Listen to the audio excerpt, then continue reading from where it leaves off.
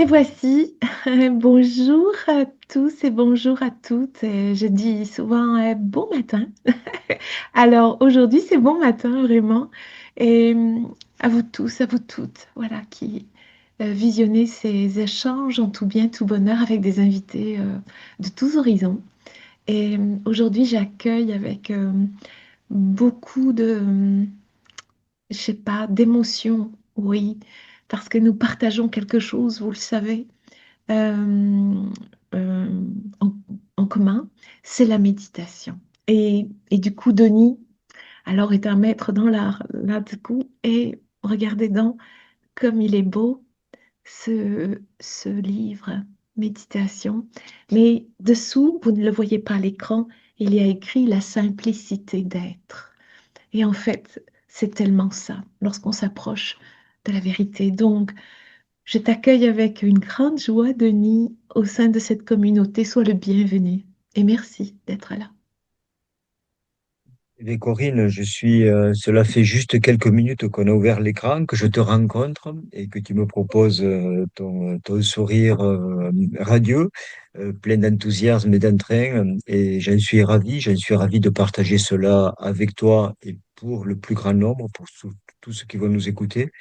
Car comme tu viens de le dire, il n'y a pas de plus beau cadeau à s'offrir que cette simplicité d'être. À partir de là, tout le reste est possible. Tout le reste est possible. Alors, pour ceux qui ne te connaîtraient pas et qui auraient envie d'aller un petit peu plus loin, tu es un enseignant de yoga, formateur en méditation, instructeur aussi de dharma. Tu nous en parleras pour nous expliquer un petit peu, parce qu'il y a tant de courants et de possibilités de méditer. Tu es un disciple, tu as été ou tu es toujours un disciple du Lama Rinpoché et tu as fondé plusieurs lieux qui sont dédiés à la pratique. Je crois que récemment, il y a encore quelque chose qui s'en vient de nouveau. Plusieurs livres sur la méditation, de la pratique et dans celui-là, on va en parler, très intéressant. Tu t'adresses plus au lecteur pour lui parler, je dirais, d'un effort joyeux. Et, j'aime bien cette idée. Aussi, tu parles de la patience, de la persévérance, d'une certaine discipline aussi, parce qu'autrement, comment fait-on l'acquisition? Euh, Pas entre la poire et le fromage, hein, je ne crois pas, c'est possible, il faut un minimum d'astreinte là.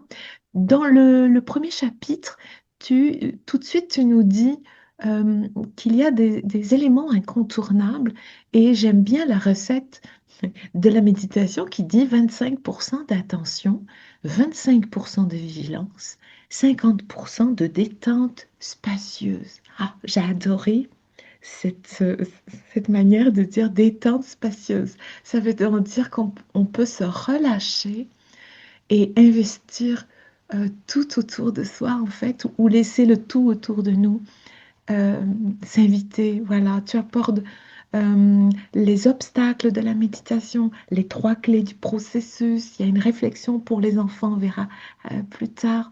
Enfin, on comprend en te lisant que c'est un chemin, qu'il faut de la patience, bien sûr, aussi.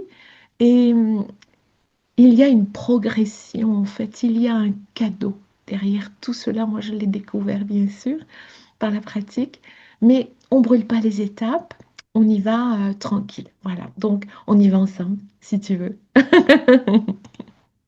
Mhm. Oui, oui, bien sûr qu'on va y aller ensemble parce qu'on ne peut pas faire autrement que d'être tous ensemble, en fait, hein. Tu as commencé en voulant me présenter, en m'identifiant à tel voilà, instructeur, etc.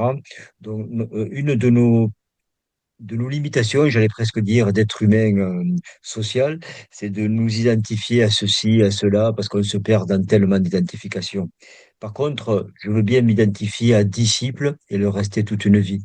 Parce Oui, que je pense que la seule façon de continuer à apprendre, c'est de rester complètement disponible, ouvert, comme si je ne savais rien, et rester un disciple de toute chose, et d'autant plus de mon précieux, très précieux maître. oui, Et ça me suffit largement. Le reste, je ne veux pas de grade au-delà de disciple. oui, Et oh, vraiment, et je le pense vraiment. Je le oui, pense vraiment oui. parce que c'est autrement, des fois, on peut se perdre. Oui, alors rapidement, un parcours très très rapide avant d'en venir à ce qui m'a amené à ce bouddhisme, entre guillemets, à ce bouddhisme tibétain, avec la rencontre de deux maîtres tibétains dans ma vie. J'ai commencé par les arts martiaux, hein, j'ai pratiqué de nombreuses années, j'ai transmis également les arts martiaux. Et au fil des rencontres, en travaillant de façon de plus en plus subtile avec les arts martiaux, on rencontre des personnes de plus en plus subtiles dans notre vie qui nous font découvrir un autre domaine de possibilités d'opérer, en fait. Et c'est vrai que j'ai rencontré le bouddhisme tibétain, la méditation, le yoga en deuxième temps. Et ma vie s'est pas transformée à 100%, mais s'est transformée comme si c'était une autre vie, un autre paradigme qui s'ouvrait à moi, en fait. Au-delà du mental, je n'ai plus d'autre choix que de plonger pleinement dans cet océan de sagesse. Et par contre, c'est un océan de sagesse qui bouscule parce que c'est un océan qui lave avant tout, qui lave, qui nettoie. Et quand on lave et on nettoie, le linge sale doit sortir, enfin, le jus sale doit sortir. Et voilà, donc et c'est une étape incontournable à traverser, incontournable, pour relaisser une nouvelle possibilité. Alors oui, tu as parlé en fait, en quelques secondes, tu as parlé de beaucoup de choses, de, de l'attitude à avoir, hein. Tu parles des pourcentages, entre guillemets, de 25% d'attention, 25% de vigilance et 50% de détente spacieuse. Mais je crois qu'on devrait s'autoriser cela dans sa vie, au-delà de la méditation formelle. On devrait être en permanence attentionné à ce que l'on fait, complètement vigilant. Vigilant, ce n'est pas de la... Une vigilance, c'est une présence complètement disponible pour toute chose. Et bien sûr, cette détente spacieuse qui nous manque surtout dans ce monde moderne, où nous sommes vraiment, vraiment agités. Nous sommes non seulement agités, mais nous sommes, j'allais presque dire, impactés par toutes les obligations que ce monde moderne nous soumet. Et la détente spacieuse est un magnifique cadeau à devoir s'offrir, ne pas se laisser d'autre choix que d'être détendu de façon spacieuse. Spacieux veut dire disponible. Oui. Et nous manquons de disponibilité, je pense. Vraiment. Est-ce que pour toi, le fait de s'émerveiller en marchant dans la nature, en étant juste attentif, en ce moment par exemple, aux couleurs du feuillage qui change, est-ce que c'est méditatif?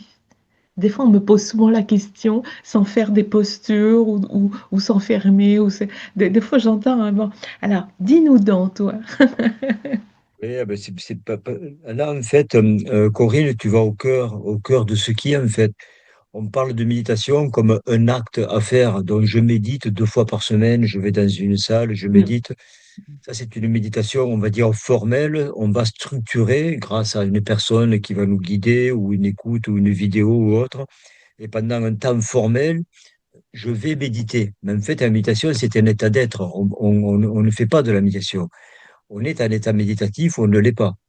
Et cette notion que tu dis, je m'émerveille de tout, oui, là, je suis en état méditatif parce que cela veut dire que je suis complètement rempli de ce qui est autour de moi et comme un contemplatif en fait. Et bien sûr que je pense que le cœur de la méditation, c'est exactement comme tu l'exprimes. Je m'émerveille de toutes choses parce que la vie est un émerveillement permanent en fait. Oui, Et oui, bien sûr que c'est la clé, vraiment. Et oui, merci de moi, ce rappel, Corinne. ouais, Hmm.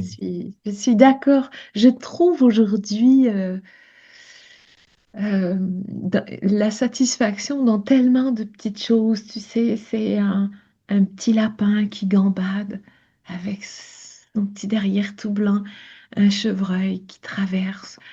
L'autre jour, j'avais des oies qui se sont arrêtées en plein milieu de la route, qui me regardaient, qui partaient pas. J'ai dû m'arrêter.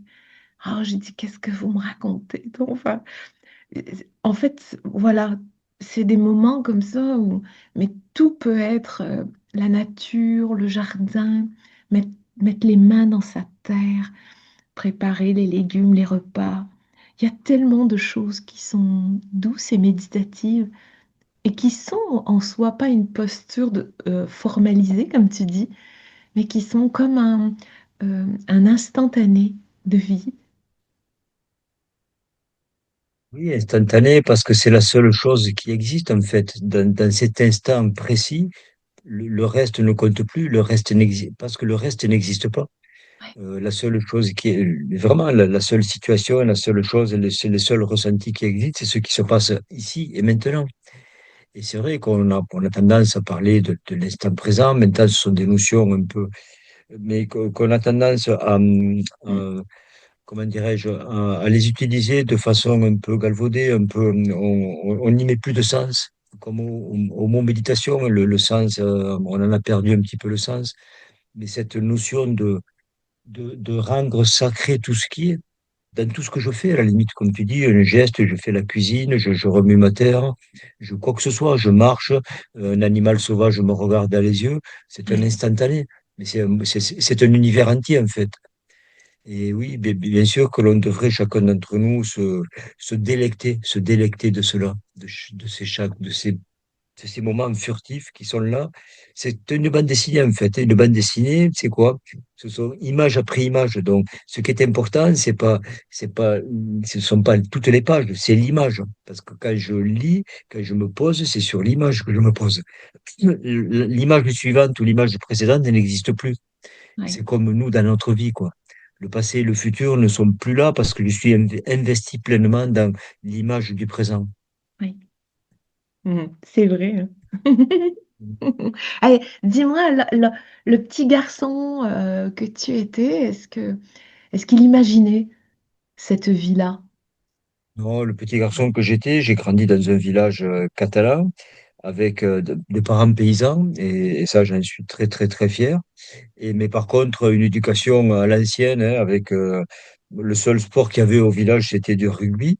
Donc, moi, j'ai appris à être élevé comme à la dure, quoi. À la dure, et vraiment, euh, ne pleure pas, ne te laisse jamais faire, beaucoup de bagarres, etc.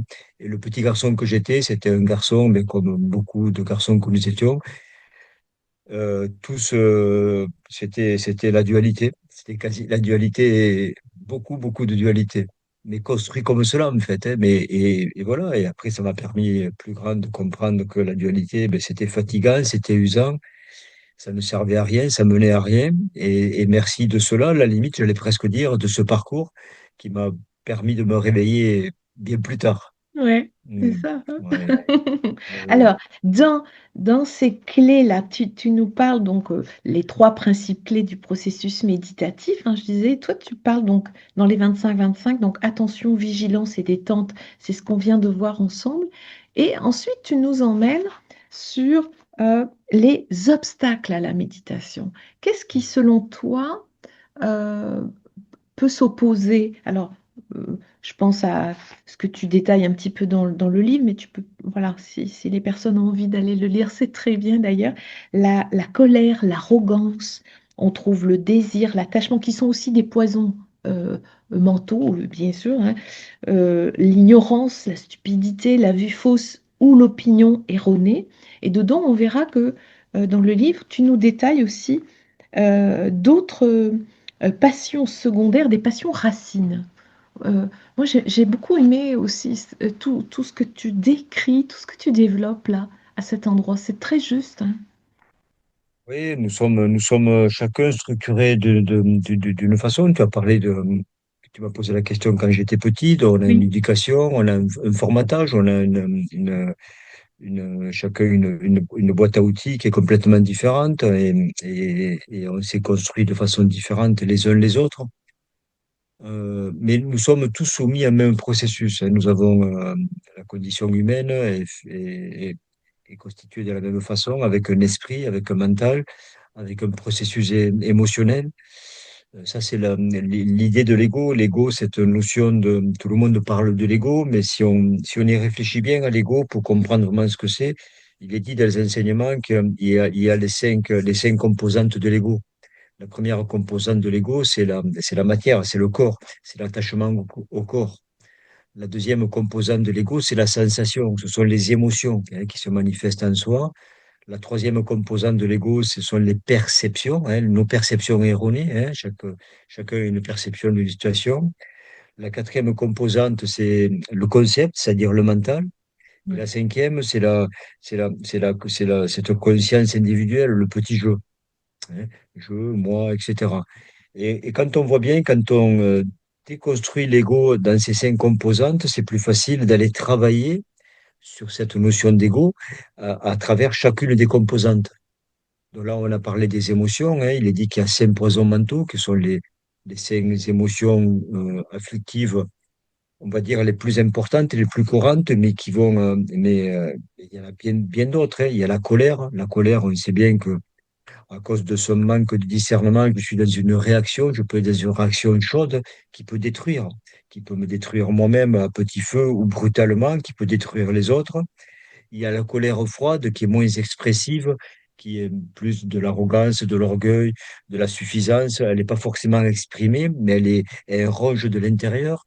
Et ça, c'est un poison pour soi et forcément pour les autres. Il y a la jalousie, bien sûr, de toujours considérer que j'aimerais avoir ce que les autres ont, etc. Et il y a un poison, alors moi je l'ai décrit en couple, alors c'est pas tellement moi qui l'ai décrit en couple, ce sont les enseignements qui nous le proposent. Et c'est intéressant parce que c'est le plus subtil. Désir, attachement. Parce que ce sont deux mots très sympathiques, en fait. Le monde des désirs, quand même, les humains se manifestent beaucoup, beaucoup de désirs.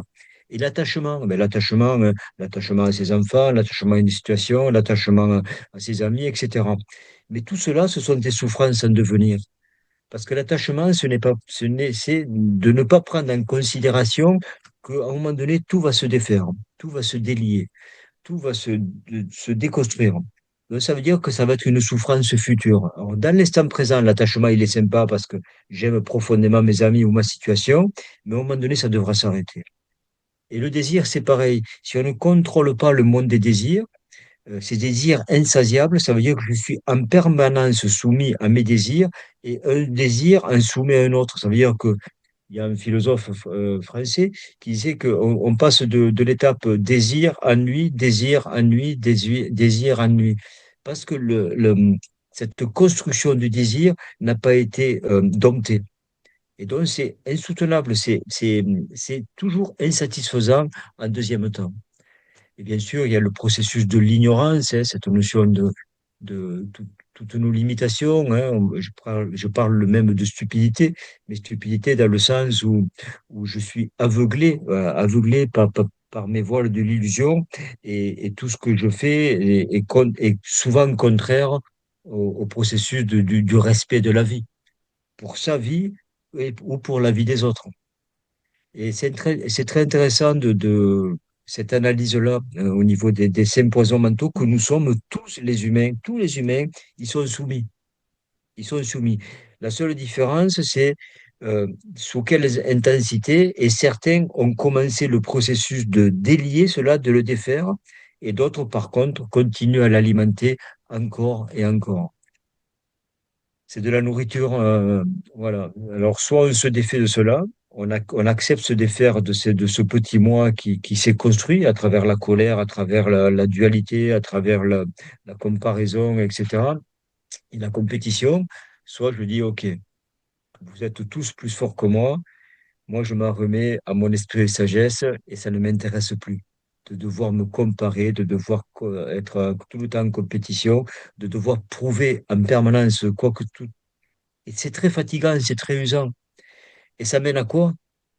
Eh bien, ça nous mène à rien, parce que l'issue pour chacun d'entre nous est la même.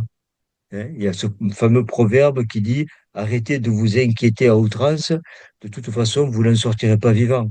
Donc, tranquille, soyez tranquille dans tout ce que vous faites. Ayez une vie paisible. C'est pour ça que la simplicité d'être, ce sous-titre est presque plus important que le oui, titre méditation pour moi. oui, oui, c'est Vraiment, vrai. Oui. vraiment. Nous sommes, notre complexité, notre sophistication du mental, qui est extraordinaire, nous dessert plus qu'elle nous sert, en fait, pour la plupart des êtres humains. Et ça, c'est dommage. de ne pas l'utiliser à bon escient. Hmm. Ouais, ouais, quand tu parles de l'ego, moi, ça fait bien longtemps que je parle plus d'ego, je parle du personnage construit, façonné, qui s'est bâti dans son environnement. Donc, bien sûr, donc ça rejoint, un petit peu, je comprends. Ouais, ouais. Ben, on a besoin des deux. Enfin, on cohabite, âme ego, ou âme et personnage. Hein, voilà, on descend dans la matière et puis allez, c'est parti pour les expériences. C'est ça. Bon, Hmm. voilà. Ok. Est-ce que tu pourrais nous faire une recommandation? Des fois, on me demande si, est-ce que vous pensez que méditer, ça peut m'aider?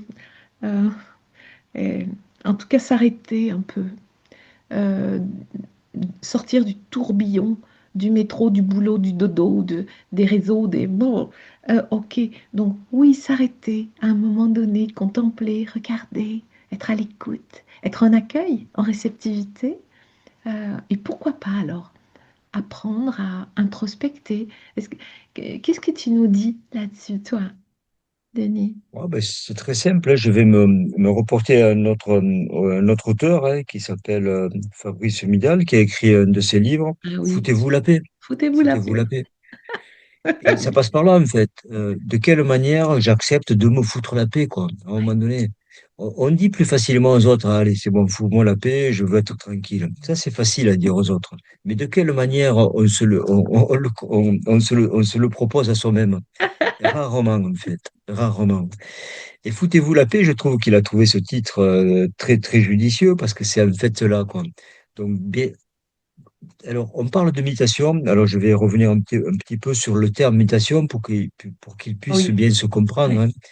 La méditation, c'est un état d'être. D'ailleurs, dans le yoga, dans les 8 branches du yoga, la méditation est la septième des 8 branches avant le samadhi, avant, on va dire, cet état ultime. Donc, ça veut dire que si c'est la septième branche juste avant l'état ultime, ça veut dire que c'est un fruit. Et un fruit, avant de devenir un fruit mûr, délicieux, consommable et qu'on puisse le cueillir, il doit traverser toutes les saisons. Il doit traverser toutes les saisons. Il doit traverser l'automne, l'hiver, le printemps et l'été pour le cueillir. Et nous devons traverser nos saisons. Ça veut dire que nous devons construire un autre état d'être. Ça veut dire qu'on doit, dans le yoga, par exemple, on traverse, avant de parler de méditation, on a travaillé cette notion dharana, cette notion de m'habituer à rester concentré sur un objet, sur un support de concentration. Et oui, ça, on a tendance à l'oublier, de construire cet état, cet état où je vais justement construire, comme tu es parti comme cela, Corinne, 25% d'attention, 25% de vigilance et 50% de détente spacieuse. Et ça, c'est exactement cela. Je vais construire ma capacité de rester concentré pendant un certain temps sur le souffle, sur un paysage, sur quoi que ce soit, un objet de concentration. Et à partir de là, une fois que cette construction va se mettre en place, j'aurai la capacité de pouvoir rester dans un état, on va dire, de veille en me libérant de cette préoccupation de rester concentré sur l'objet sans être affecté par le mental. Hein, c'est une construction, en oui, fait. Alors, bien sûr, ça se mérite, j'allais presque dire, hein, mais comme toute chose, ça se mérite. Donc, ça veut dire qu'il y a, oui, un travail à faire, c'est-à-dire, mais le mot travail, il a des connotations un peu, une implication. Mais après, tu as démarré en me disant, oui, tu parles de la persévérance, et de la diligence. Oui, c'est une persévérance enthousiaste. Ça veut dire que oui, je garde la joie dans tout ce que je fais. oui, c'est Et ça. ça, c'est important. Oui, Et dans tout ce que je fais, pas juste dans mes loisirs ou quand je suis avec mes amis, mais même quand j'ai une tâche que je dois accomplir et que c'est pas moi qui l'ai choisie, ou que je suis au milieu de personnes 8 heures par jour dans un bureau avec des personnes qui ne sont pas forcément avec qui j'ai des liens forts oui, d'amitié. Mais ça, c'est pas le plus important. Ce qui est important, c'est ce que tu fais, fais-le avec une implication totale. Fais ce que tu as à faire. oui, Et puisque tu es là, tu vas passer 8 heures dans cet espace-là que tu n'as pas choisi parce que pour le moment c'est comme cela, mais choisis de le faire avec au moins un minimum de joie, avec un minimum d'enthousiasme. Autrement, tu vas passer 8 heures vraiment très, très difficiles. Et c'est ça, en fait. On est maladroit parce que on reconsidère les situations de notre vie qui sont inconfortables, j'allais presque dire comme ce fameux mot, qui n'est pas un verbe, mais qui s'emploie aux trois temps, le mot problème. Problème, on l'emploie tout le temps, au passé, au présent et au futur. Mais si on regarde bien, il n'y a jamais aucun problème. Il y a juste des causes et des conditions qui ont été déposées, qui sont mises en place pour que je doive traverser cette situation inconsciemment. Donc, puisque je dois traverser cette situation, autant le faire avec un certain discernement, une certaine clarté, une certaine aptitude à pouvoir la transformer si elle ne me convient pas, la situation, plutôt que de la subir. Oui. Et la plupart des êtres humains subissent les situations inconfortables. Et ce mot problème, il est employé à tout va. Eh oui. Et moi, je lui dis, mais le mot problème, oublie-le, raye-le de ton vocabulaire. D'ailleurs, si tu as un Larousse à la maison, un petit Robert, à problème, tu le barres. Il n'existe plus. Hmm. Avec beaucoup d'humour, je leur dis ça. Mais raye-le de la langue française, le mot problème. On le remplace par quoi? Le mot problème, tu peux le... On m'avait jamais Allez, posé cette question. Opportunité, opportunité, hein? une nouvelle Ben opportunité. oui, bien sûr, C'est une situation qui est problématique, entre guillemets, pour toi, parce que tu la prends comme problématique, mais prends-la pour une nouvelle opportunité de comprendre où tu en es. c'est ça. Et comment tu vas aller chercher des ressources pour traverser, pour transformer cette situation. Donc, toi, je ne m'étais jamais posé la question et instantanément, je te réponds opportunité. Opportunité, ouais. Parce que c'est beaucoup plus. L'opportunité, ça ouvre à 360 degrés tous les possibles, en fait. Problème, ça ferme tout. J'en ai Alors, beaucoup. voilà. Enfin, j'ai souvent parlé d'opportunités pour les personnes que j'ai pu accompagner en burn-out, par exemple, et Hmm, qui voyaient là quelque chose d'assez fatal, fatal. Euh, hmm. bon, ben voilà, je suis complètement tombée. Mais en même temps, quand on est tombé, on peut que remonter. Et je disais, mais est-ce que pour vous, en fait, le fait d'avoir été au bout du bout, chercher cet épuisement comme un effondrement, n'est pas l'occasion d'une opportunité merveilleuse de revenir à quelque chose peut-être de beaucoup plus juste que vous aviez oublié ou laissé de côté. Enfin, genre vous, quoi. Oui, c'est ça. C'est Et ça, toi, hein. en même temps que tu proposes cela à tes patients, tu le proposes avec beaucoup de joie. Parce que c'est Oui, ça qu'il faut pas oublier. Il faut le proposer avec beaucoup de joie parce qu'il faut rire de la vie, il faut rire de soi, parce qu'il faut alléger, il faut vraiment relativiser. Autrement, c'est un poids, et un mais poids c'est très sûr. lourd. Oui. Et des personnes portent ce poids très lourd toute une vie. Mm. C'est ce qu'on appelle la dépression d'ailleurs. La Oui. dépression, c'est répéter incessamment, je suis fatigué, ça va pas, c'est difficile. Je fabrique mon terreau de la dépression tous les jours, à chaque instant, plutôt que de commencer à m'émerveiller d'une petite chose. Comme tu parlais tout à l'heure, un chat domestique à la maison, son regard, son ronronnement, je sais pas. Ouais. Mais commencer à trouver un émerveillement dans des petites choses de la vie, plutôt que de répéter inlassablement, c'est difficile, je suis fatigué. C'est, on fabrique sa propre mort, j'allais dire, parce que Mais c'est on une est, on prison. est, on est, on est vivant, c'est une prison, on est vivant parce que le cœur y bat, mais on Ouais. est déjà dans un espace intermédiaire, quoi. Dans un espace intermédiaire où on n'est ni complètement mort, ni complètement vivant. Et quel dommage, quel dommage. Si on doit mourir, mourir pleinement, ça c'est magnifique, vraiment, et ça mes élèves l'entendent très très très souvent. Soit vivez pleinement, soit mourrez pleinement, mais ne vous tolérez pas l'entre-deux. Le à peu près, c'est pas suffisant. Vivez pleinement, et le jour où ça s'arrêtera, mourrez pleinement. Et là, tout sera réussi. Eh oui, Arrêtez de faire du à moitié. Enfin, hein. et C'est du une grâce tiède, de vivre. C'est une grâce. c'est une grâce D'ouvrir de vivre. ses yeux tous les matins, de dire alors qu'est-ce qui va se passer aujourd'hui de chouette? Moi, j'aime bien dire alors, qui c'est que je vais rencontrer aujourd'hui? Ah Qui- oui. voilà, ok. Et m'endormir le soir en remerciant. Une gratitude, mon dernier livre, La Merci la vie, c'est vraiment un peu ça quand même. C'est s'apercevoir que, en fait, on peut être en gratitude pour tout. Et surtout dire merci avant de demander.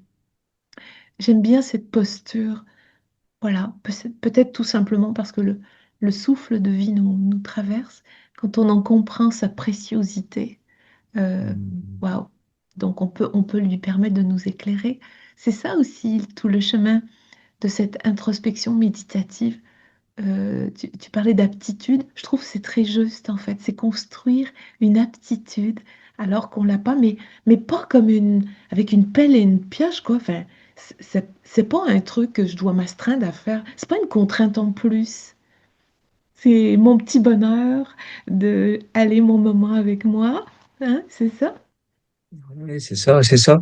Et c'est pour ça que il est dit dans les enseignements bouddhistes, il y a les six paramitas, c'est les vertus transcendantes, j'en parle dans le livre. Oui, La, la quatrième vertu, qui est la diligence, quoi, cet enthousiasme permanent, quoi. Je dois réveiller, je dois le réveiller, mais je ne dois pas me laisser d'autre choix. Non seulement de le réveiller, mais de le maintenir réveillé en permanence, quoi. Dans tout ce que je fais. Et ça change tout.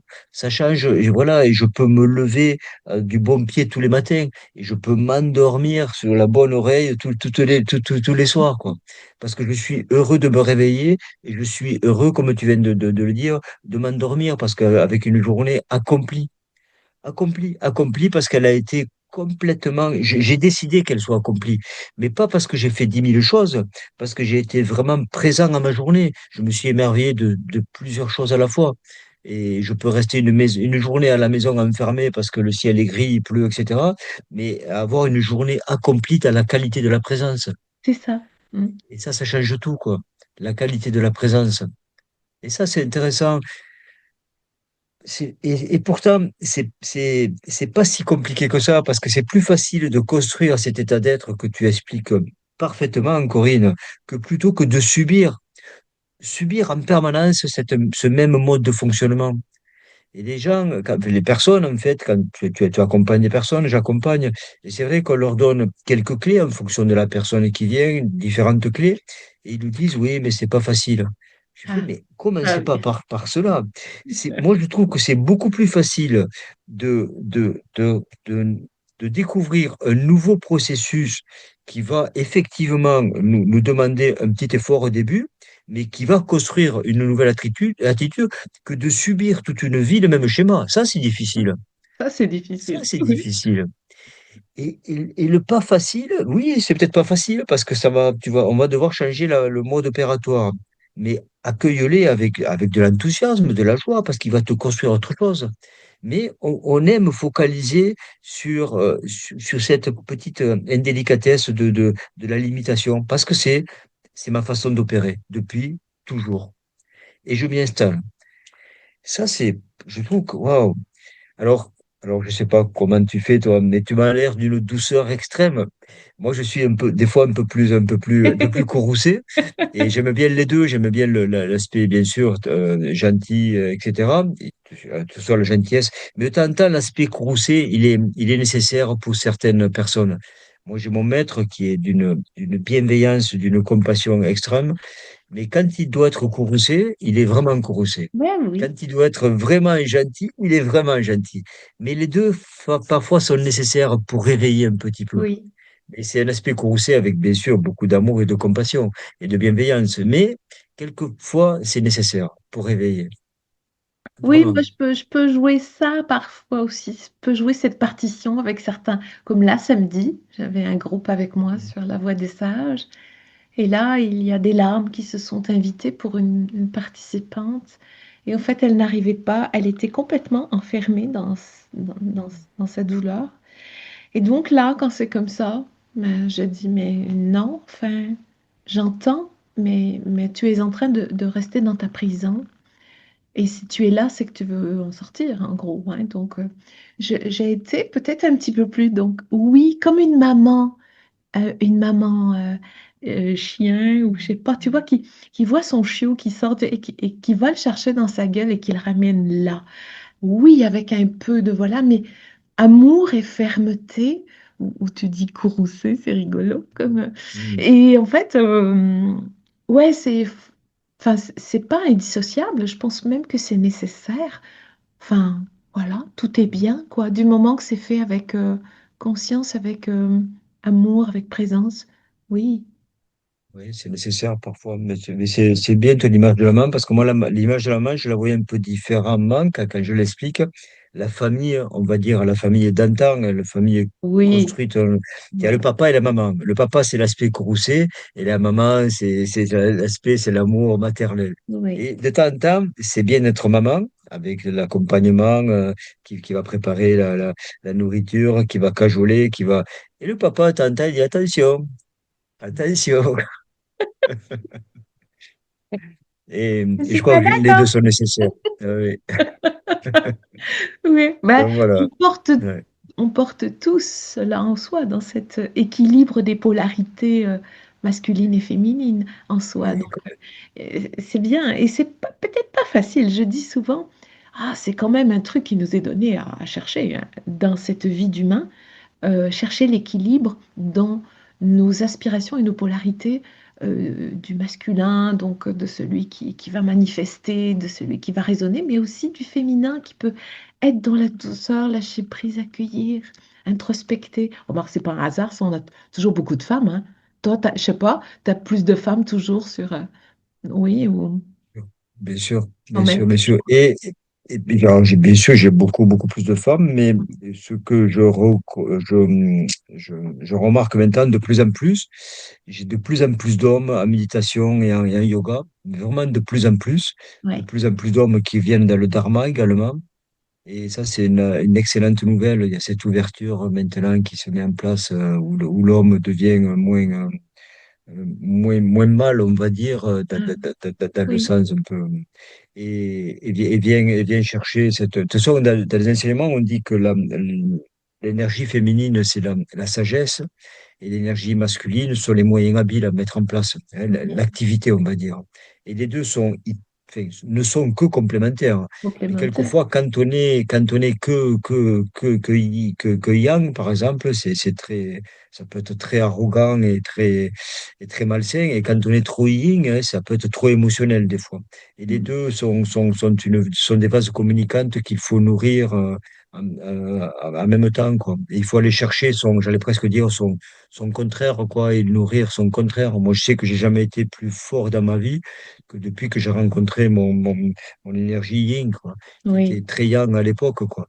Et ça, c'est extraordinaire parce que on l'a lu, voilà, on nous l'a répété que cette fois, mais quand on va le chercher, quand on va la nourrir et quand on la vit à l'intérieur, mais oui, c'est une évidence. Ça devient une évidence. Comment j'y ai pas pensé avant, quoi. L'homme devient beaucoup plus fort quand il peut faire circuler à lui son énergie féminine, parce que les deux sont hyper complémentaires. Et d'ailleurs, dans le yoga, on parle bien des deux principes, féminin, masculin, pour travailler cette Kundalini, etc. Parce qu'il n'y a pas d'autre choix.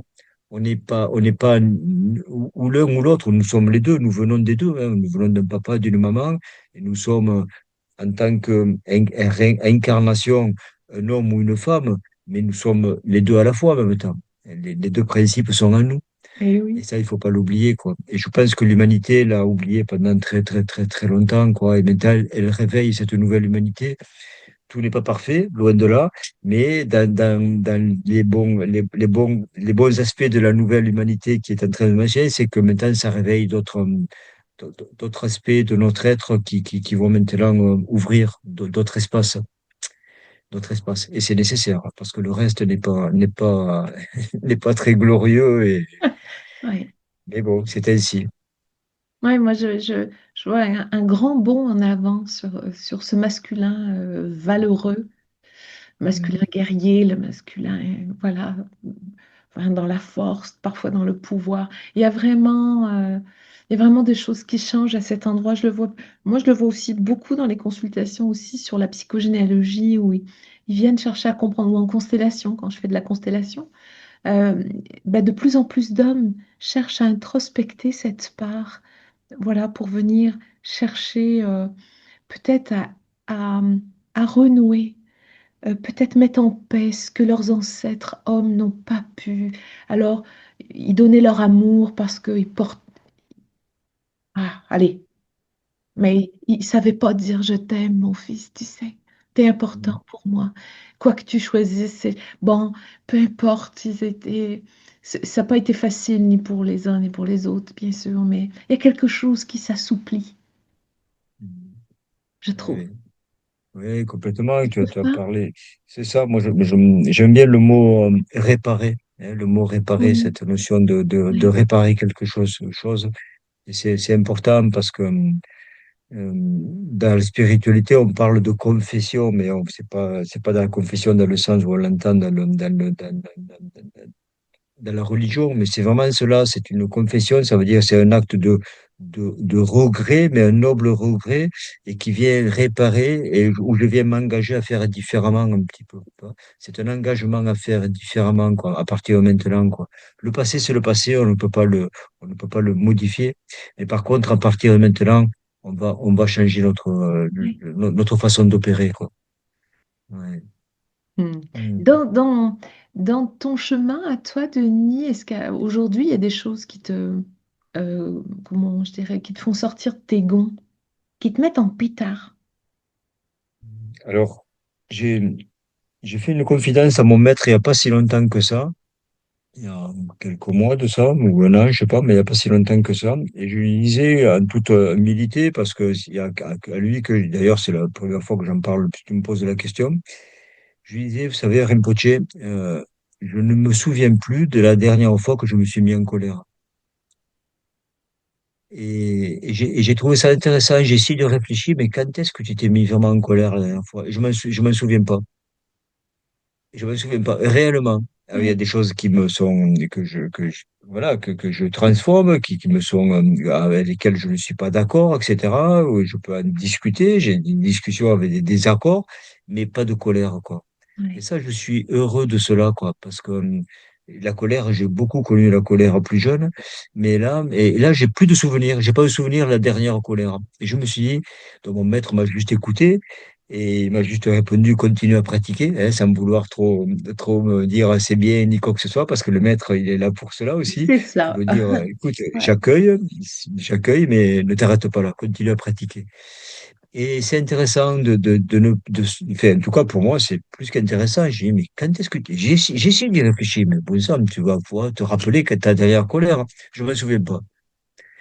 Donc, et tout ça, c'est grâce, alors pour parler de ça, mais vraiment honnêtement, hein, et ça, c'est grâce au fruit de la pratique, ouais. au fruit de la pratique. La pratique quotidienne, je pense qu'elle est, enfin, pour moi maintenant, avec mon expérience, incontournable. Euh, Incontournable, ça veut dire que c'est la chose, c'est enfin, la chose, c'est pas une chose, hein, mais c'est l'aspect le plus important dans ma vie parce qu'à partir de là, ma journée peut se dérouler. Mais à partir de mon réveil, j'ouvre mes textes, je me dépose sur le coussin, je médite, je récite, j'ai des pratiques bouddhistes. Et à partir de là, ma journée va commencer. Ouais, Ma journée ne commence pas avant cela. Parce que ça prépare tout, en fait. Ça prépare tout. Et comme tu disais tout à l'heure, et quand je me couche, là, je vais pas au lit, je ferme les yeux et j'essaie de m'endormir. Non. Je vais au lit, je prends le bouquin du moment, et après, j'éteins la lumière et en conscience, je ferme ma journée. Et ça, c'est magique de fermer sa journée et de préparer sa nuit. La- Nous avons une conscience, les êtres humains. Il faut l'utiliser. Nous avons la conscience de la conscience, en fait. Donc, il faut vraiment l'utiliser parce que ça change tout. Et c'est pas grand-chose de passer 2 minutes avant de s'endormir, de fermer les yeux, de lâcher tout. 2, 3 minutes, voire 1 minute même. Mais dire merci, tu l'as dit tout à l'heure, gratitude ouais, envers cette journée. ouais. Aujourd'hui, c'est passé une situation un peu indélicate, où j'ai pas eu les mots très justes, etc. J'ai un peu failli, etc.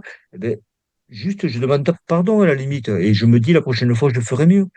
C'est Et ça. Mm. peu importe ce qui s'est passé la journée, mais la conscientiser la journée, quoi. Ouais, Et préparer cette nuit, parce que la nuit est une importance capitale, la nuit. La nuit, c'est vraiment un moment de réparation de la mémoire également, hein, les rêves, etc. Tout cela a une raison d'être. Et même nos rêves les plus improbables, hein, on dit que c'est les rêves ordinaires, hein, je parle pas Oui.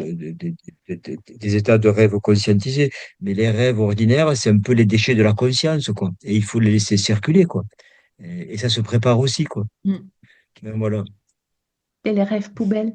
Oui, des fois, Les rêves poubelles, souvent, c'est ils ça. m'en parlent et ils me disent, oh, j'ai rêvé un truc, mais ça a ni queue ni tête.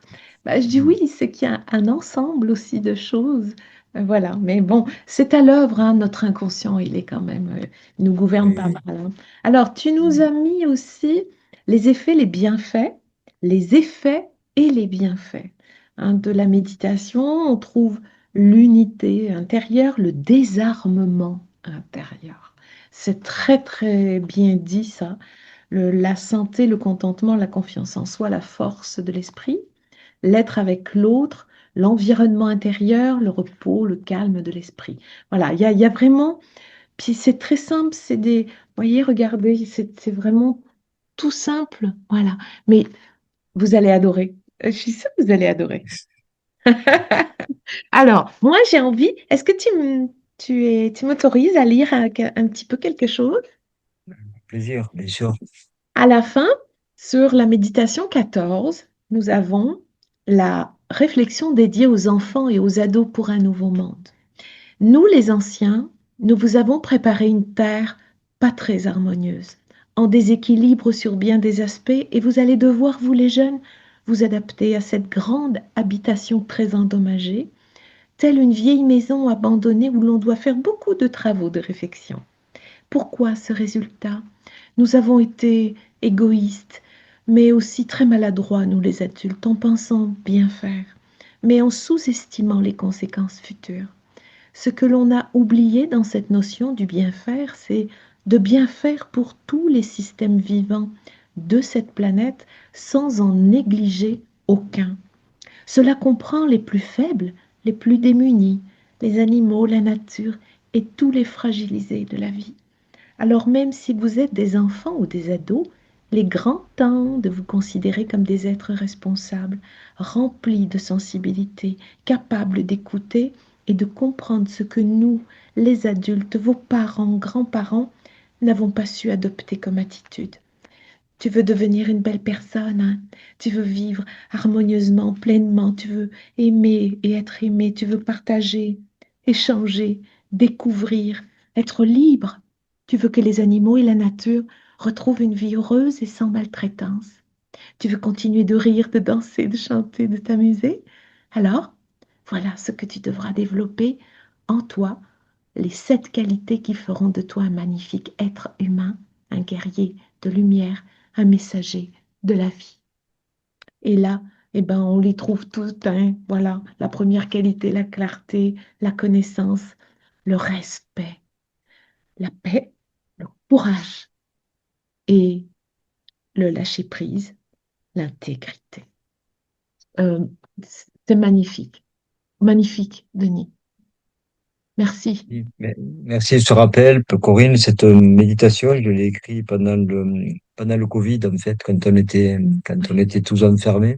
oui, Et je me suis dit, vraiment, il y a quelque chose qui a été nous, et je me suis inclus dedans, hein, on a vraiment oublié quelque chose. Pour en arriver là, pour en arriver à ce que une oui, terre entière soit confinée, les êtres humains, 8 milliards d'êtres humains confinés, et d'en arriver à ce résultat-là, il y a vraiment quelque chose qui n'a pas été ajusté par nous, les adultes.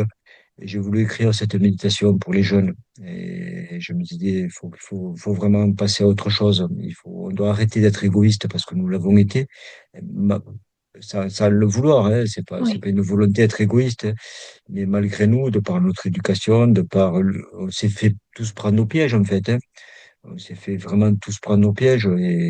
Et moi, je sais que mes parents, c'était des petits paysans, dans le sens où il n'y avait pas beaucoup de terre, mais c'était l'époque où où la vérité du moment, c'était de mettre des pesticides partout, quoi. oui, Et c'était la vérité du moment, quoi. Et donc, ils ont pas fait, c'était pas volontaire, mais ils étaient dans la survie des enfants d'après-guerre. Donc voilà. Et on a, oui, je crois qu'on a, et c'est ça le processus de l'ignorance. À cause de l'ignorance, nous sommes passés à côté de beaucoup de choses. Et par contre, maintenant, c'était l'ignorance. Mais là, maintenant, maintenant, tout est à ciel ouvert. Et on nous dit tout, en fait. Même ceux que le pouvoir nous dise tout. Mais seulement, on est dans une phase où je crois que c'est un grand fait, pas pour tout le monde, hein, mais comme si c'était un grand sommeil, quoi, où on perd tellement tout est tout dit qu'en fait, on ne retient rien, en fait. Les choses importantes, c'est comme si on les a entendues, on les a répétées, mais ça devient banal.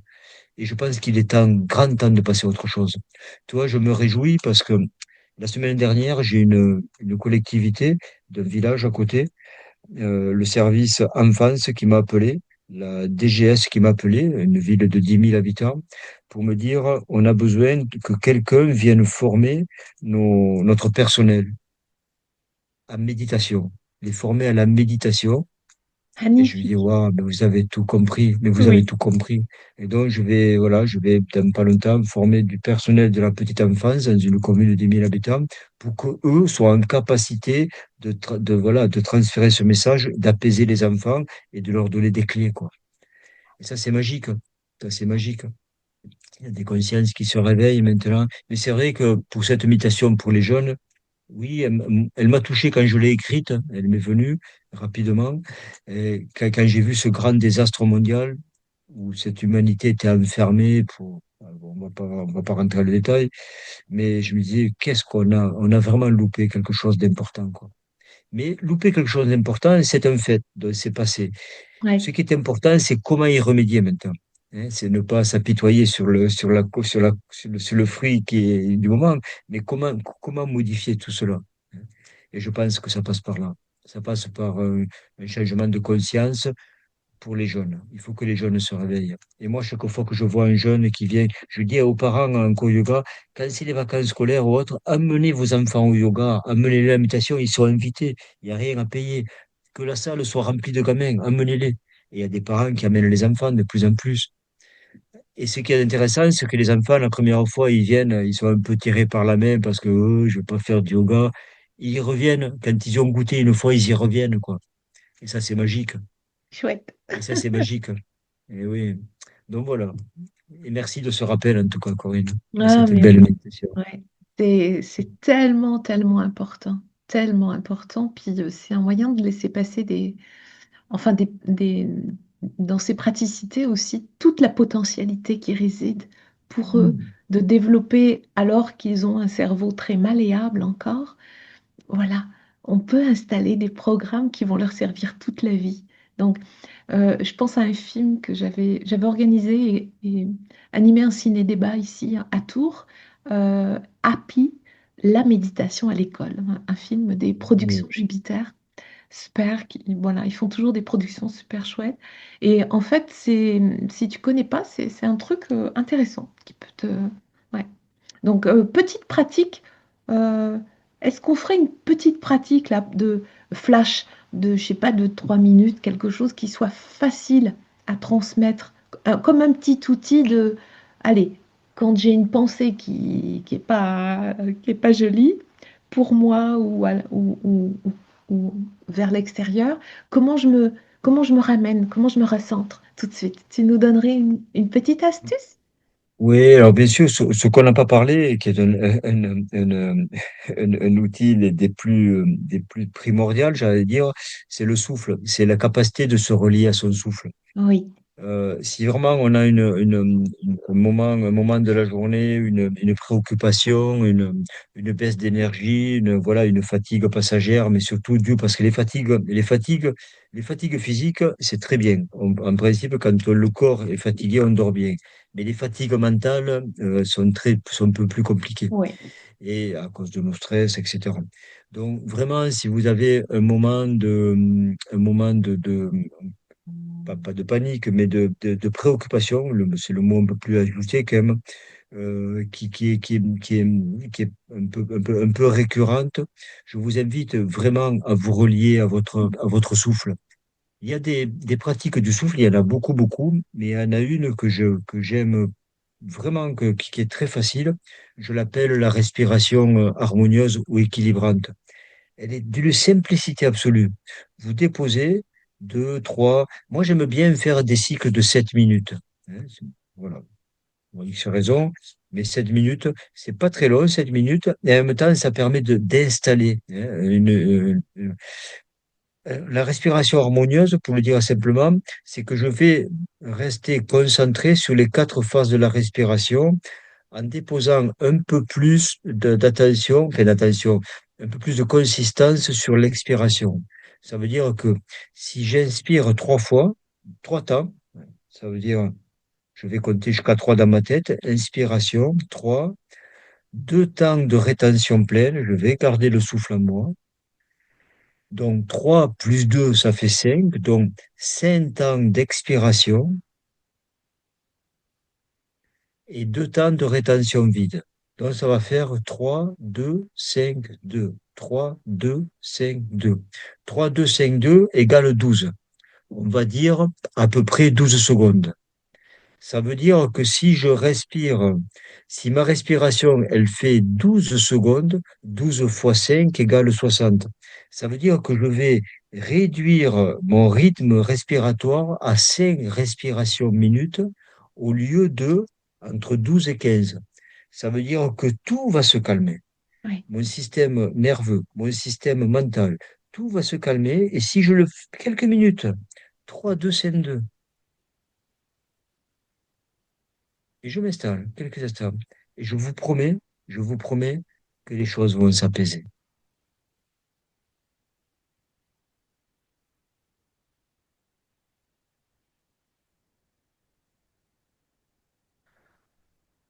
Ouais.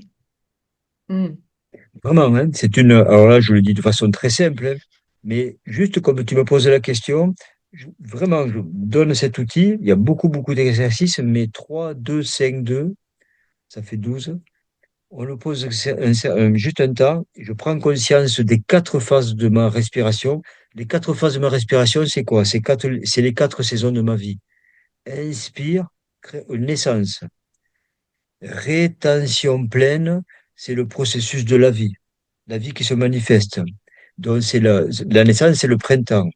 Puis, la manifestation de la vie, c'est l'été. Expire, c'est l'automne. C'est la vieillesse. Et rétention vide, c'est la dissolution. C'est l'hiver. Et je traverse les quatre phases de la respiration, telles les quatre saisons de ma vie. Et si je me concentre là-dessus, juste une attention légère, spacieuse, et je vous promets que ça fait du bien. Ça fait beaucoup de bien. Mm. Merci, Voilà. Denis. Ah, merci. C'est quoi ton joli mot, allez, hein, pour terminer, le mot que tu préfères, un mot que tu aimes prononcer, un mot qui a du sens, un mot que tu aimes dans la langue française. Oh, quelques questions pièges, hein, Oh non, il y en a tellement, mais ouais, j'ai un mot qui me. Hmm, il y a tu me poses la question et j'en ai beaucoup qui me traversent. Un mot de la j'accepte, langue française. Comment? j'accepte. Jard. J'accepte. C'est incroyable. Pourtant, je peux répondre très facilement à beaucoup de choses, mais là, il y en a tellement qui. Alors, je vais t'en dire un, parce que ça a changé ma vie. C'est dévotion. Mm. La dévotion. Parce que quand j'ai rencontré cette notion en moi qui s'est manifestée en rencontrant mon maître, ça a changé toute ma vie. Mais ça a changé toute ma vie, ma façon de procéder, ma façon de devenir humble, ma Oui, façon oui, de regarder le monde différemment, quoi. Et je crois que la dévotion, ouais. Et c'est l'aspect le plus difficile que j'ai eu à construire parce qu'au début, je en comprenais intellectuellement la notion. J'essayais de la forcer. Elle n'était pas à moi. Et après, au fur et à mesure que le maître se manifestait à moi, j'ai tout lâché. Ça s'est fait naturellement après. Et le mot dévotion me permet d'être complètement, vraiment, toujours. Et d'ailleurs, la pratique que je préfère en yoga, Je connais beaucoup de postures yoga, hein. Ça fait longtemps que je le pratique et que je l'enseigne. C'est la prosternation. C'est m'en remettre complètement à une autorité supérieure. Ouais. Oser mettre les genoux au sol, me mettre à plat ventre devant une autorité supérieure et me relever. Et ça a construit une grande force en moi. Et c'est un signe de dévotion. Oui, La dévotion. Merci pour cette question, toi. oui, J'avais c'est plein pas, d'humilité, c'est empreint d'humilité profonde, mais c'est ce qui est juste. Hmm. C'est ainsi que circule la lumière, la vraie lumière. Mais merci de m'avoir fait réfléchir à cela. Ah, c'est moi, gratitude, Denis. C'est délicieux, hein, les partages avec toi. Merci beaucoup. Merci, merci. J'espère que Entre vous nous. aurez aimé Hmm. aussi. Je glisserai sous la vidéo. Eh bien, comment rejoindre Denis dans son univers, ses propositions, ses lectures aussi, ses livres. Voilà. Hmm. Et au plaisir de vos échanges et merci d'avance pour vos partages, les petits mots que vous glissez pour Denis dessous. Voilà, avec une grande joie de vous retrouver bientôt. Prenez soin de vous et d'écouter la vie en vous. Merci Denis. Et Corinne, comme ton magnifique titre, En tout bien, tout bonheur. Merci, merci. Je pense que tu as tout dit, tu as tout résumé dans ce titre d'émission, En tout bien, tout bonheur. Et ne vous laissez pas d'autres possibilités que cela. En tout bien, tout bonheur. Merci pour ta bienveillance radieuse et ta douceur et ta profondeur. Vraiment, Corinne, vraiment. C'est fait un grand, grand plaisir de partager avec toi. Merci à chacun d'entre vous également. Mm. À tout bientôt. Merci, merci.